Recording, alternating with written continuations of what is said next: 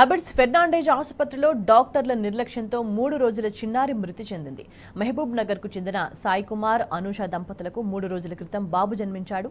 బాబు ఆరోగ్యంగా ఉన్నట్లు చెప్పిన డాక్టర్స్ ఇవాళ ఉదయం చనిపోయినట్లు కుటుంబ సభ్యులకు సమాచారం అందించారు. దీంతో ఎలాంటి అనారోగ్య సమస్యలు లేని చిన్నారి ఎలా చనిపోయాడంటూ కుటుంబ సభ్యులు వైద్యులను నిలదీశారు. తమకు న్యాయం చేయాలని ఆసుపత్రి ముందు ఆందోళనకు దిగారు. చిన్నారి మృతికి కారణమైన వైద్యులను కఠినంగా శిక్షించాలని డిమాండ్ చేశారు.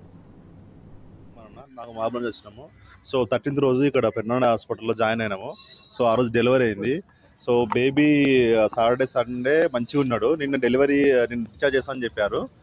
సో 3 గంటల సమయంలో డిశ్చార్జ్ చేసే టైంలో బేబీకి నోస్ ప్రాబ్లం ఉందని తీసుకుని వెళ్ళారు. ఎన్ఐసికి తీసుకుని వెళ్ళేసి అక్కడ ఏదో నోస్ క్లీన్ చేసి తీసుకెళ్ళి ఒక 2-3 అవర్స్ పెట్టుకున్న లోపల మొత్తానికి అయితే ఏదో చేసి మళ్ళీ ఏదో మిస్టేక్ అయింది.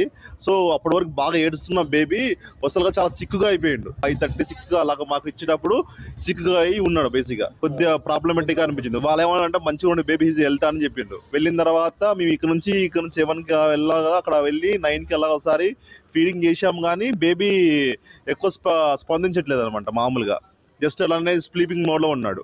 అరౌండ్ మేము మళ్ళీ నైట్ టైం ఒకవేళ లేస్తుంది కదా, అప్పుడు ఎవ్రీ 2-3 అవర్స్ ఫీడింగ్ ఇవ్వాలి కదా. సో 12 కల్లా లేస్తారు అనుకున్నాము. బట్ 12 కల్లా చూసినాము, లేవట్లేదు.